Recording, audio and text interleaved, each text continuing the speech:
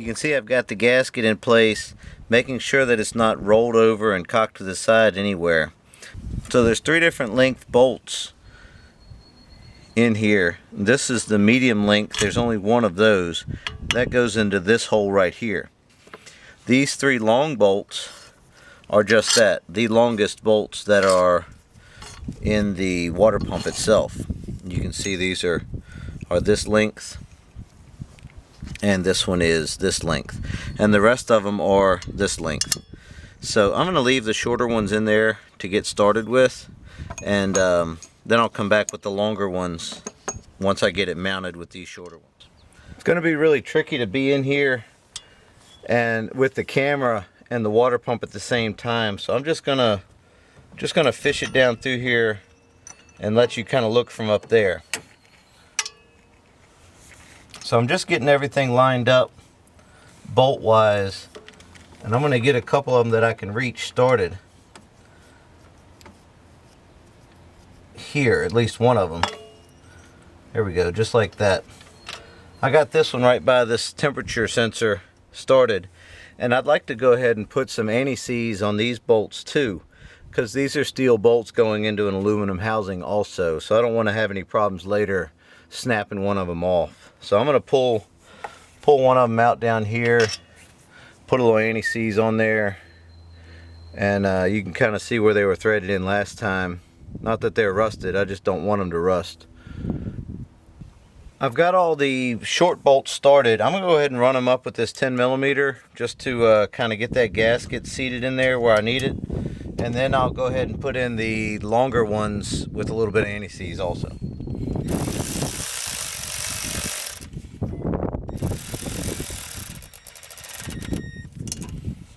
All the way to the left, the passenger side of the water pump, there are 2 holes with 2 bolts in it. One takes the medium bolt, which is the top one, and the shorter, one of the shorter bolts on the bottom. These 2 clamps go on there to hold the wiring harness back that goes this way, and there's one that also goes to this temperature sensor right here. And there's another temperature sensor over here that also comes off of it. I'm going to put these back on with this bolt here, and that way it'll be, you know, kind of back to factory, holding everything where it needed to be held. Next up are the 3 longest bolts, and I'm just going to put a little dab of anti-seize on each of these, and they go, one goes here to the left of the, or the, toward the passenger side of the thermostat housing. One goes below it, above the lower radiator hose part there, and the other one goes way down here, underneath of here.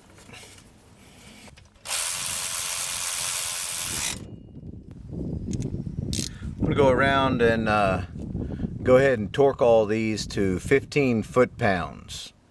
Alright, next thing to do is to put this pulley in place onto the water pump itself. So I've got my 4 bolts that I took out. These are all 10mm head bolts.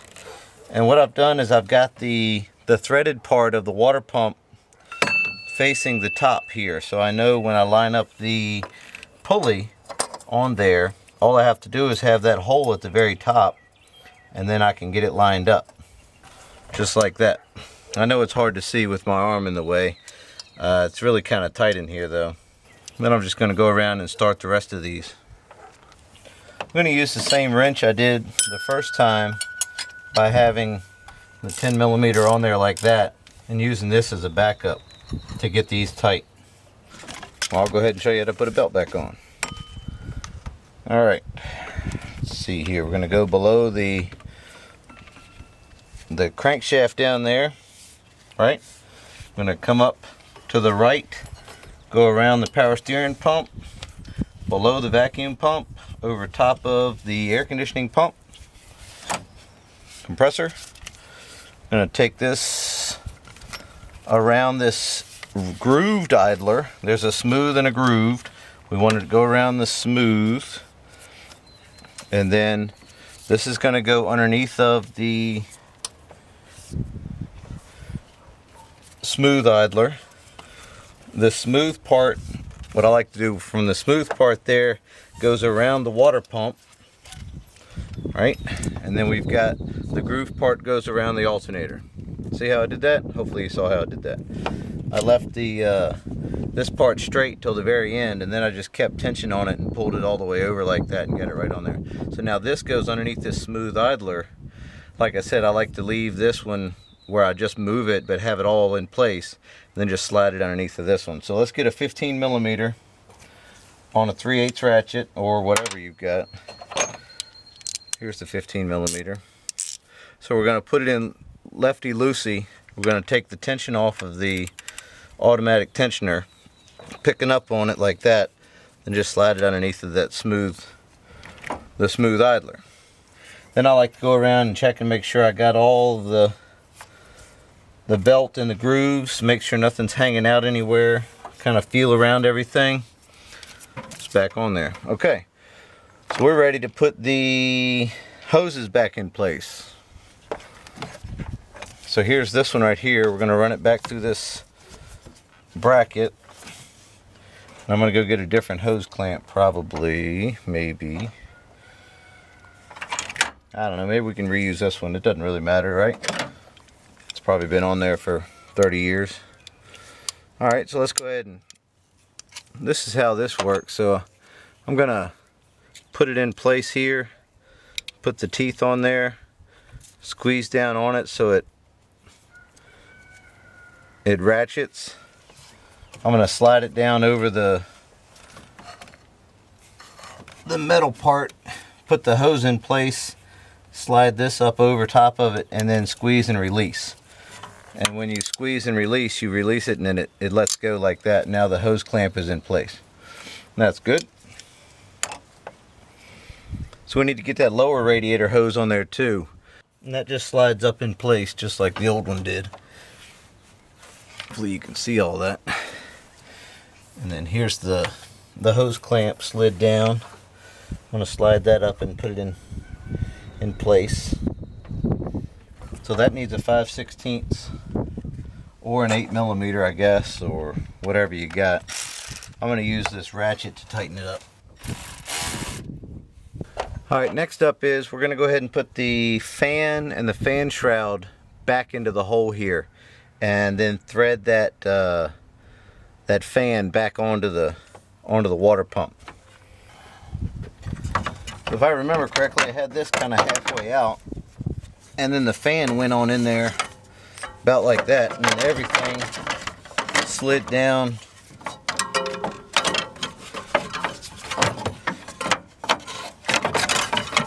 together, just like that. Not too bad. Let's go ahead and see if we can get this fan started so it's not beating everything up inside of there. Remember, this is righty-tighty on this fan. I went ahead and just put a bolt into this fan shroud to hold it in place. Now I can work on getting the fan started without hitting against the fan shroud.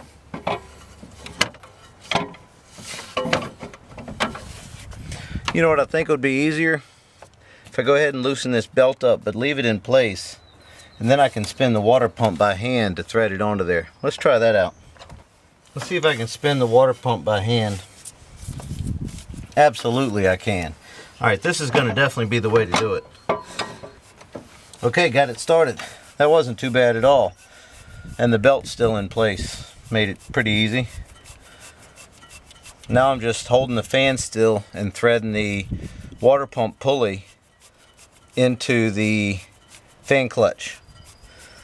Feels like it's getting a little tighter. It's probably almost at the end there. Okay, got it. That's perfect. Now I'm going to put some tension back on this belt to hold that water pump pulley in place. That's great. Alright, so now all I need to do is find my missing bolt there, put my wrench back onto the fan clutch there. I'm going to use my hammer again to tap on this wrench to go ahead and tighten the fan clutch back onto the water pump now that I have tension on the belt.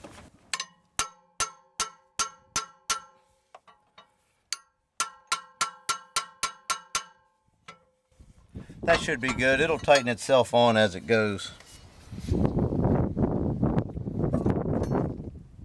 All right, that's got that. Now I can go ahead and install my missing bolt on my fan clutch to fan. All right, that's a 13 millimeter. We're just going to tighten it up. All right, it's time to go ahead and put this upper radiator hose on and just put the hose clamps back on 5/16. I've got everything ready to go here on the truck. All the hoses are tight, the drain is closed, everything's tightened up on the water pump. So we're ready to go ahead and put some coolant in here. And I've been using this Rotella ELC extended life, and this is made for diesel trucks. It has the additive package in there, the supplemental coolant additives, because it's already got it in there, so you don't need to add it in here later. And this prevents cavitation and things like that. I did not see any issues of that in my water pump, so that's a good thing. So what I'm going to do is, I need an empty jug actually, so I only have these jugs of coolant, and I've got quite a few jugs of this distilled water here. So I'm going to be using distilled water and the coolant. So what I'm going to do is start with a jug of coolant, then I'm going to put a jug of water in there, and that'll be a 50-50 mix of 2 gallons. So instead of mixing it in the jug before I pour it in, I know it's at least going to take 2 gallons. So let's go ahead and get started pouring that in there.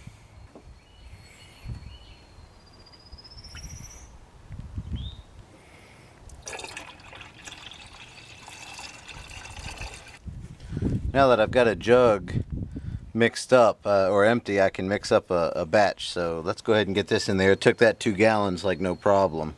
So let's go ahead and get this in there too.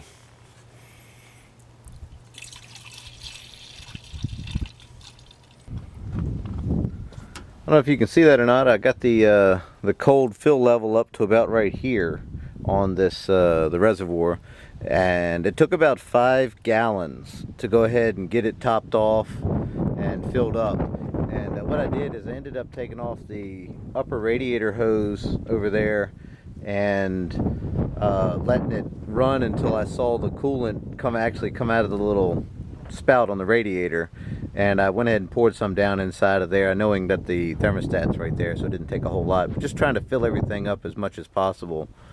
So I'm going to go ahead and start it up now and see if we can kind of, watch it build pressure and everything. I'm not going to bore you with that part of it, but I'll give you a final kind of, how it all worked out. So let's go ahead and get this thing fired up and see how she sounds.